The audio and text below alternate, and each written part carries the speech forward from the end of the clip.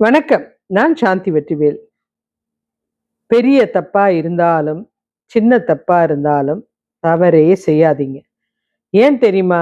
நம்ம இன்னைக்கு சின்ன தப்புன்னு செய்ற விஷயம், நாளைக்கு பெரிய தப்புக்கு ஒரு அலட்சியத்தன்மை வரும். அதையே செஞ்சோம். இது ஒண்ணும் பெரியசு கிடையாது. இது கொஞ்சம் பெருசு கிடையாது. இப்படியே தான் தப்பு பெருசா நீண்டுட்டு போயிடும். அதனால தான் நான் சொல்றேன். நான் சொல்லப்போற இந்த கதை கண்டிப்பா ஆண்கள் தன்னம்பிக்கை கதையில முக்கியமான கதை. முழுசா நீங்க கேட்டே ஆகணும். இதுல ஒரு ரகசியம் கடைசியில ஒளிஞ்சிருக்கு. கேளுங்க. உங்க வாழ்க்கைய மாத்தக்கூடிய ஒரு ரகசியத்த நான் சொல்லியிருக்கேன். இப்ப கதைக்கு போறோம். ஒருத்தன் உயிர கையில புடிச்சுக்கிட்டு ஓடி வரான். அவன் அப்படி ஓடி வரும்போது பின்னாடி 5 பேர் தொரத்திட்டு வராங்க. அது ஒரு காடு. அந்த காட்டுல ஒரு சன்னியாசி தவத்துல இருக்கார். ஆனா அவரையே அவன் ஓடின ஓட்டம் கண்ண திறக்க வச்சிருச்சு. அவர் அத பார்த்ததுமே ஆச்சரியத்தோட பார்த்துட்டு இருக்காரு. பின்னாடி வர 5 பேரையும் பார்க்குறாரு. அந்த 5 பேர தான் அவரால நிறுத்த முடியுது. "நில்லுப்பா, எதுக்காக அவன துரத்துறீங்க? அவன் எங்க தோட்டத்துல மாம்பழம் திருடிட்டான்." அப்படின்னு சொன்னதுமே, "மாம்பழத்துக்கா இப்படி ஓடுறீங்க? நான் ஏதோ கொலை பண்ணிட்டான்னு நெனச்சேன்." "என்ன சாமி சாதாரணமா சொல்றீங்க? அவன் எவ்வளோ பெரிய தப்பு பண்ணியிருக்கான். சரி, அவன் கிடைச்சா என்ன பண்ணுவீங்க?" ஏன்னா இவருக்கு கேட்கணும்னு ஒரு ஆசை. சும்மா விடமாட்டோம் சாமி. ஒவ்வொருத்தருக்கும் ஒவ்வொரு ஐடியா இருக்கு. இவன் அடிக்கணுன்றான், அவன் மிதிக்கணுன்றான், இவன் சவுக்கடி குடுக்கணுன்றான். இன்னொருத்தன் அந்த கெட்டுப்போன மாம்பழத்தெல்லாம் சாப்பிட வச்சு அவன அசிங்கப்படுத்தணும்னு நெனைக்கிறான். இன்னொருத்தன் மரத்துல கட்டி போடணும்னு நெனைக்கிறான். அப்படின்னு சொன்னதுமே, "ஏன்பா திருடுனத நீங்க பார்த்தீங்களா?" "எங்களுக்கு தெரியாது. திருடுனன்னு சொன்னவன் அந்த தோட்டத்துல தான்ங்கிறான். நாங்க அவன தண்டிக்க வந்தோம்." இது உலகத்துல நடக்கிற ஒரு விஷயம். எவனையோ ஒருத்தன் 10 பேர் 20 பேர் அடிப்பாங்க. ஆனா எதுக்காக அடிக்கிறோன்னு தெரியாது. அங்க இருக்கிறவன் அடிக்கிறான், அதனால நானும் அடிக்கிறேன் அப்படின்னு தான் அடிப்பாங்க.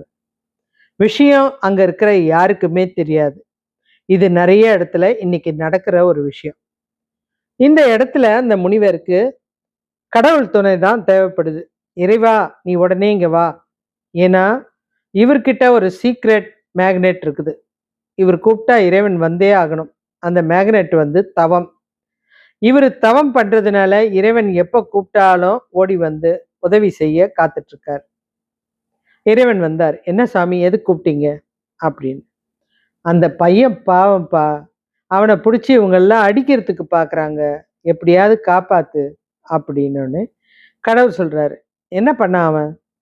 "எங்க தோட்டத்துல மாம்பழம் திருடிட்டான். அதனால அவனை அடிக்க போறோம்." "வேண்டாம்ப்பா, தப்பு. அவனை கூட்டிட்டு வாங்க." "தப்பு. அவன் பாவம், விட்டுருங்க.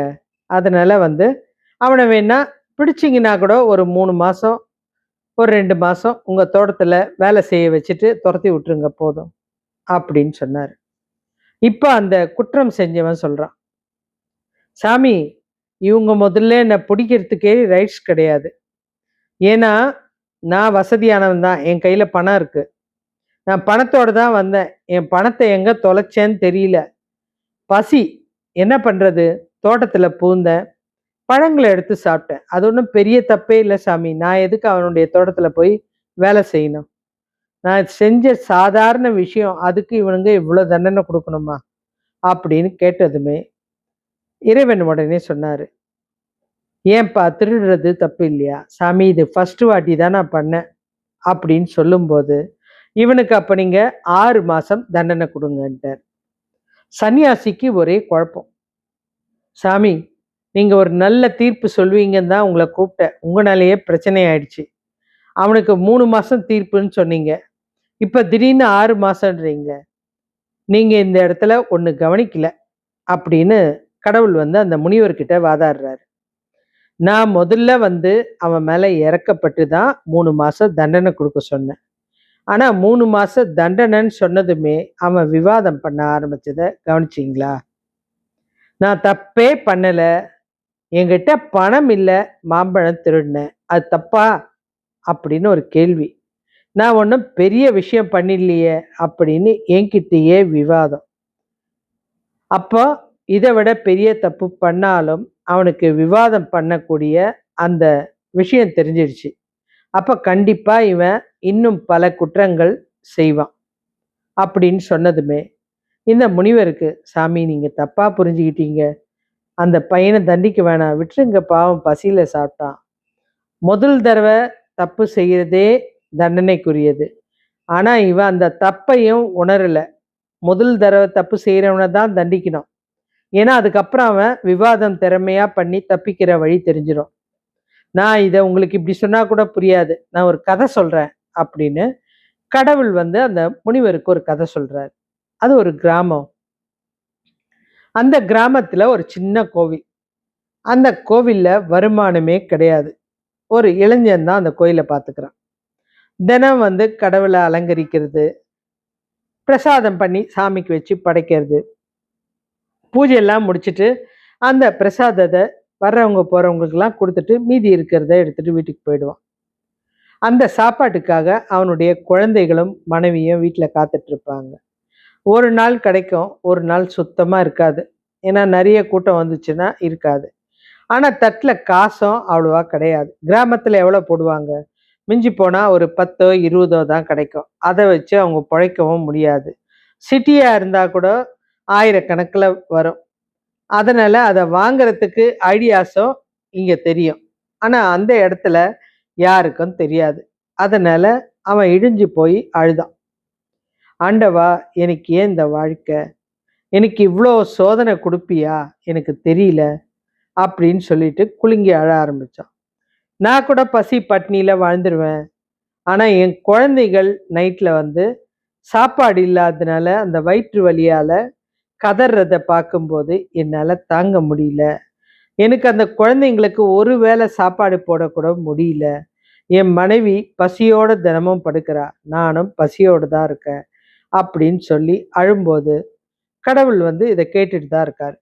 ஆனா இதுக்கு மேல இந்த வாழ்க்கை வாழணுமா?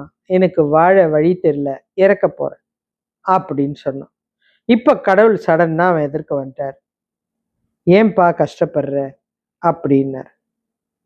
இல்ல சாமி, இதுக்கப்புறம் வாழ்ந்து என்ன பண்றது? பசி கொடுமையை விட கொடுமை எதுவுமே கிடையாது. இருப்பா இருப்பா, நான் உனக்கு ஒரு வழி சொல்றேன், அதை நீ பின்பற்றினா நல்லா வாழலாம். சரி சொல்லுங்க. அதோ அந்த மலை இருக்கு பாத்தியா, அந்த மலைக்கு நீ காலையில போ. அங்க உனக்கு ஒரு அதிசயம் காத்துட்டு இருக்கு. அது உன் வாழ்க்கைய மாத்தும் நிச்சயமா.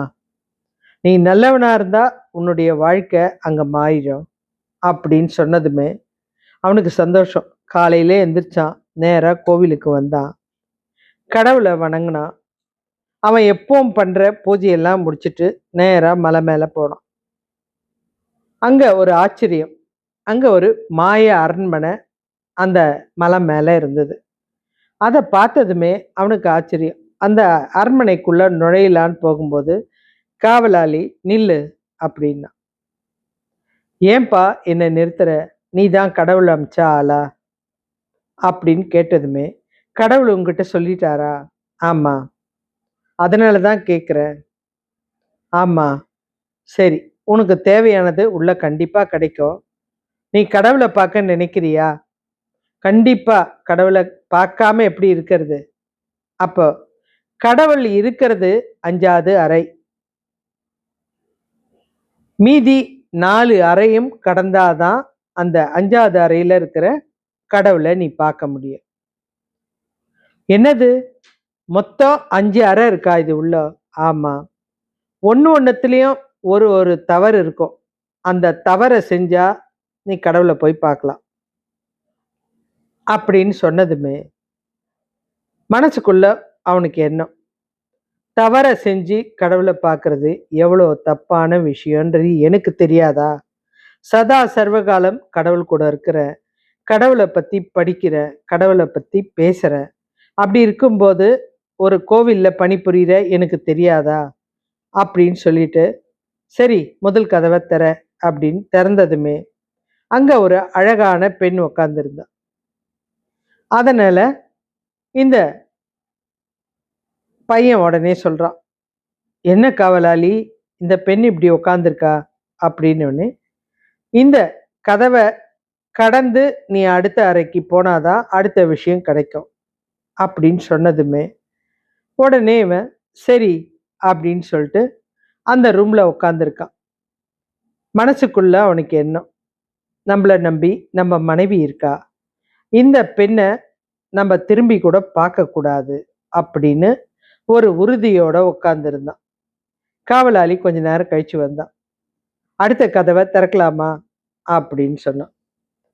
தாராளமா திறக்கலாம், நான் தயாரா தான் இருக்கேன் அப்படின்னு சொன்னதுமே அடுத்த கதவை திறக்கிறாங்க. அடுத்த கதவை திறந்ததும் அந்த இடத்துல நிறைய இறைச்சி வகைகள், உலகத்துல இருக்கிற விதவிதமான இறைச்சி வகையெல்லாம் இருக்கு. அதெல்லாம் பார்த்ததுமே சிரிச்சான். சிரிச்சிட்டு உலக உயிரினங்கள் எல்லாமே இறைவனால் படைக்கப்பட்டது.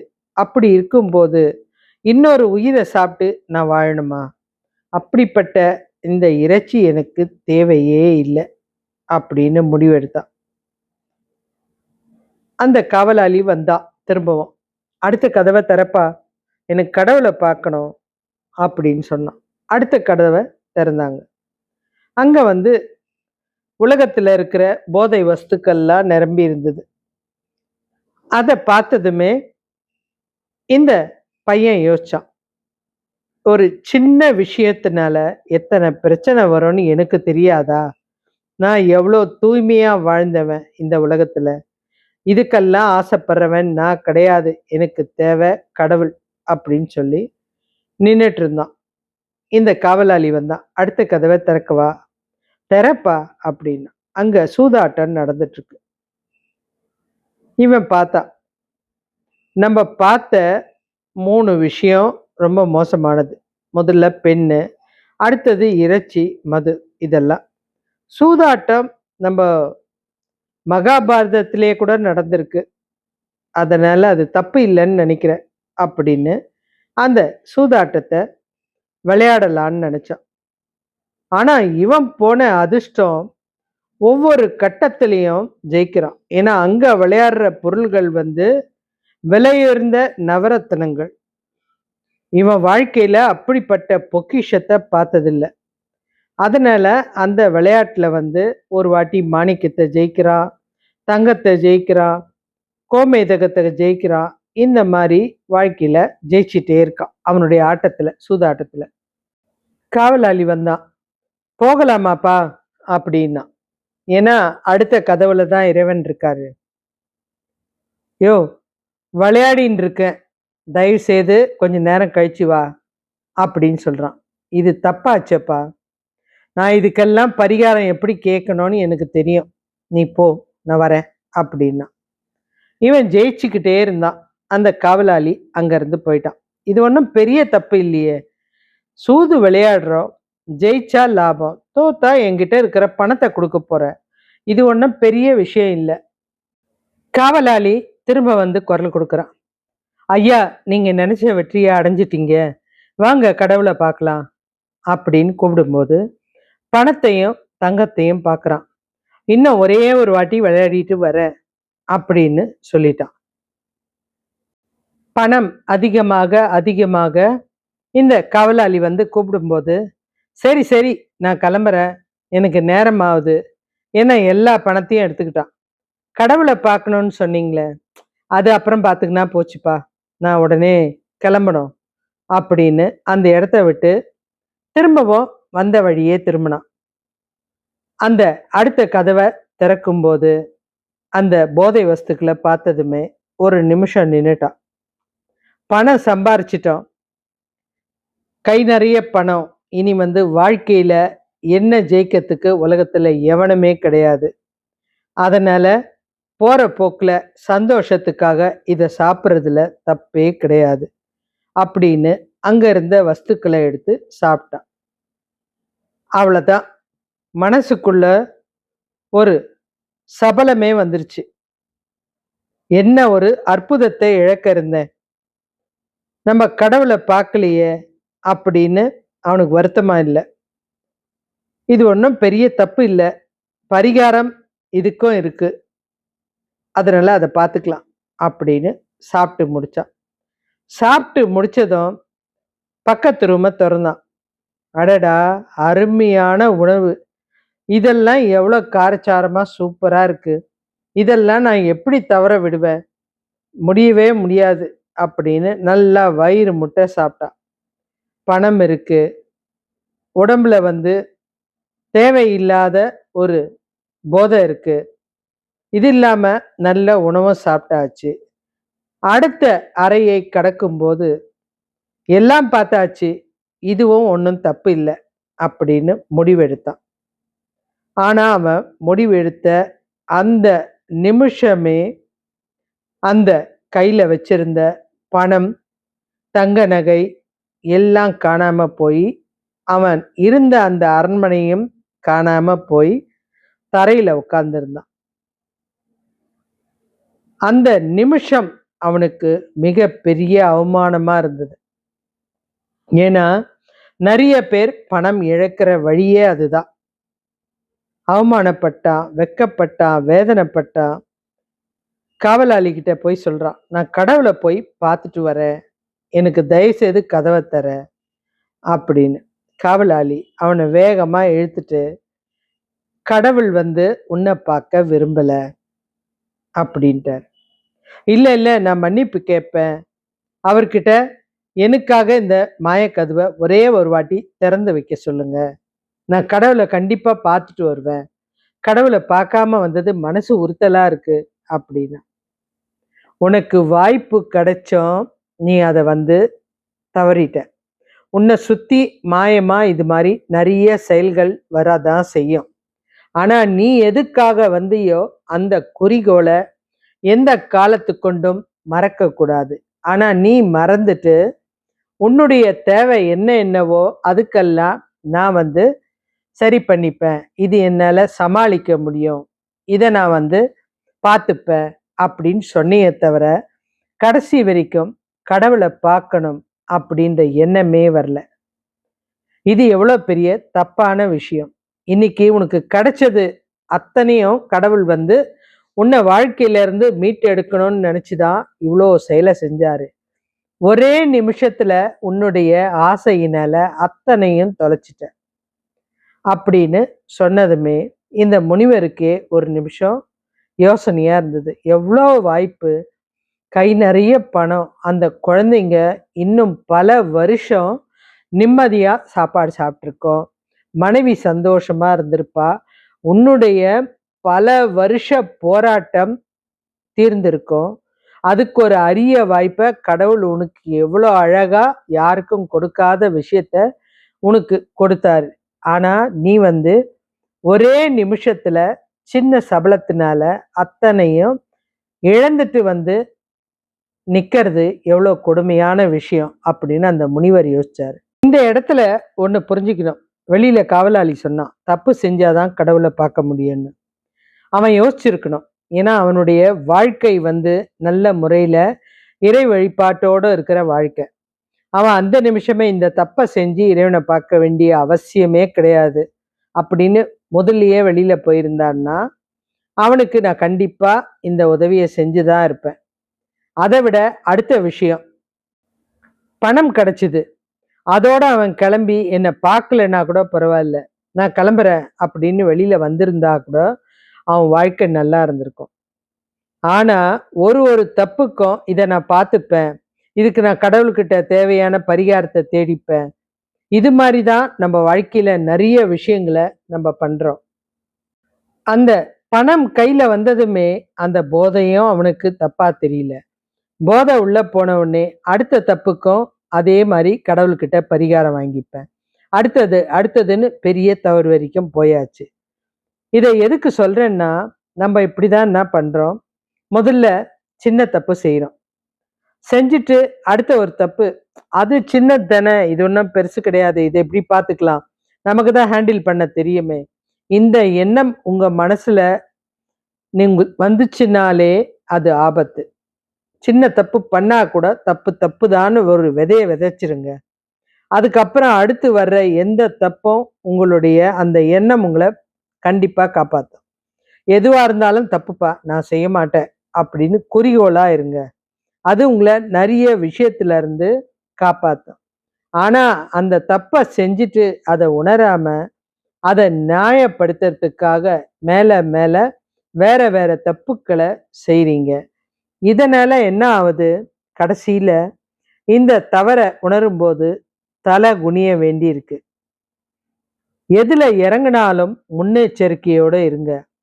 முதல்ல நீங்க நினைக்க வேண்டியது, இந்த மனிதன் முதல்ல நினைச்சிருக்க வேண்டியது எதை? பசியில துடிக்கிற அந்த குழந்தைகளை, மனைவிய. ஆனா அந்த இடத்துல இதெல்லாம் பார்த்ததுமே அவங்க நினைப்பே கிடையாது அவனுக்கு.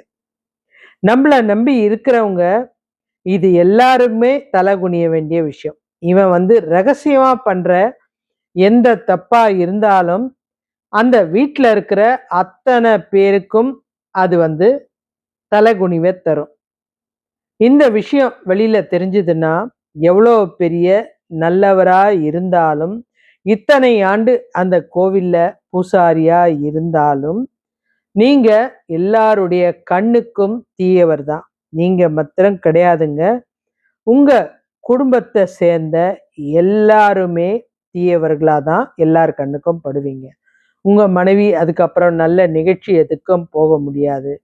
உங்க குழந்தைகளை பார்க்குற எல்லாரும் உங்களுடைய எண்ணத்தை வச்சு தீர்மானிப்பாங்க. அப்பா மாதிரி தானே இருக்கும் இந்த குழந்தை அப்படின்னு. அதுதாங்க இந்த மாய உலகம் எல்லாருக்குமே பக்கத்துல தான் இருக்குது. நாம தான் தேவையில்லாததுல தேடி போய் நம்மளை இழந்து தவிக்கிறோம். இந்த இடத்துல நான் உங்க எல்லாருக்கும் சொல்றது ஒண்ணுதான். உலகத்துல தவறு இல்லாத இடமே கிடையாது. தெருவுக்கு தெரு, வீட்டுக்கு வீடு தவறுகள் இருக்கு. ஆனா நீங்க அதை தவறுன்னு உணர்ந்தா அந்த பக்கம் கூட திரும்பாதீங்க. இது நீங்க தனிப்பட்ட நபரான உங்களை பத்தி மாத்திரம் கிடையாது.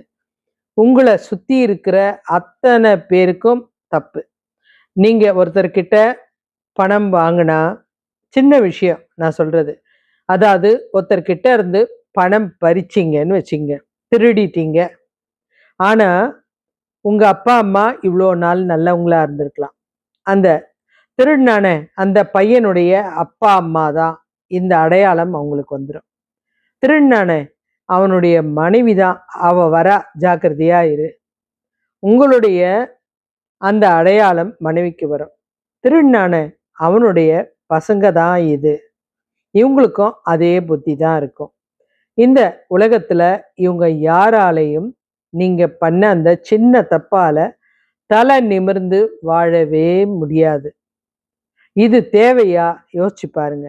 நம்ம யாரும் பார்க்கல அப்படின்னு நினைச்ச செய்யற ஒரு தவறு எத்தனை பேரை பாதிக்குது?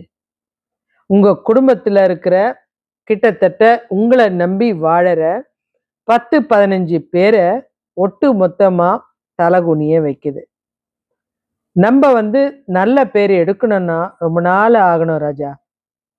ரொம்ப கடினமா நல்லவன்றத ப்ரூவ் பண்றத லேசா எடுக்க மாட்டான். ஆனா கெட்டவன்னா ஒரே ஒரு தவறான விஷயம். நீ நல்லவன் நிரூபிக்க தான் ரொம்ப வருஷம் காத்துட்டு இருக்கணும். ஆனா கெட்டவன் நிரூபிக்கிறதுக்கு 1 செகண்ட் போதும். இன்னொரு விஷயமா சொல்றேன். நீங்க நல்லவனா இருந்தா கூட இந்த கெட்டது இப்ப இருக்கிற உலகத்துல அதிவேகமா பரவுது. ஒருத்தனை ஒரு தவறான வார்த்தை சொல்லி திட்டினா கூட அடுத்த நொடியே 10,000 பேர் அதை பார்த்துடுறான். ஏன்னா இது ஒரு ஆபத்தான உலகமா மாறிடுச்சு. அந்த காலத்துல ஒரு தப்பு அந்த ஊர் வரைக்கும் தான் தெரியும், அந்த ஏரியா வரைக்கும் தான் தெரியும். இது அடுத்த இடத்துக்கு போறதுக்கு வாய்ப்பே கிடையாது. ஆனா இப்ப நீ ஒரு சின்ன அறையில பண்ற ஒரு தப்பு கூட உலகம் முழுக்க உலகம் முழுக்க தெரிஞ்சிருது. ஒரே நிமிஷத்துல உலகத்துல நீ தவறானவனா கருதப்படுற. அதனால நம்மளுடைய ஒரு ஒரு செயலும் பார்த்து யோசிச்சு சிந்திச்சு முடிவெடுக்கணும். அதுக்காக தான் இந்த கதையை கடைசி வரைக்கும் கேளுங்கன்னு சொன்னேன். இப்போ உங்களுக்கு புரிஞ்சிருக்கும். தப்பு பெருசா இருந்தாலும் சின்னதா இருந்தாலும் செய்யக்கூடாது. ஏன்னா இந்த உலகம் இப்போ ரொம்ப கண்ணாடி ஆயிடுச்சு. நீங்க என்ன பண்ணி ரீல்ஸ் போடுறீங்களோ அது உடனே உலகம் முழுக்க பரவுது. நீங்க என்ன சொல்றீங்களோ அது உலகம் அடுத்த நொடியே ஒரு கோடிக்கணக்கான பேர் பார்வைக்கு போயிடுது. இதெல்லாம் தேவையில்லாத ஆபத்து. செய்யாதீங்க. வேற ஒரு நல்ல கதையில பார்ப்போம். சேனலை சப்ஸ்கிரைப் பண்ணுங்க. இன்னும் நிறைய நல்ல கதைகள் உங்களுக்காக காத்துட்டு இருக்கு. நன்றி.